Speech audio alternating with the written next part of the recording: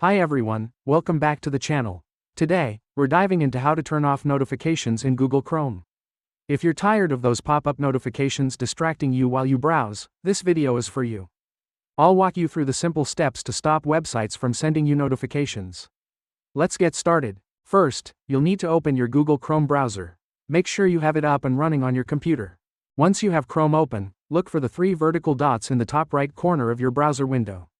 This is your menu button, and it's where you'll find various settings and options. Click on these three dots to open the menu. From the drop-down list, scroll down until you see Settings and click on it.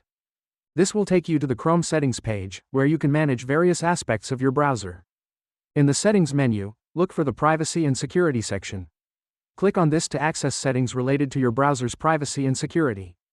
Once you're in the Privacy and Security section, scroll down to find the Site Settings option. Then again, scroll down and select Notifications option. Click on Notifications to open the notification settings. Here, you'll see various options related to how notifications are handled. To stop websites from sending you notifications, select the option labeled Don't Allow Sites to Send Notifications.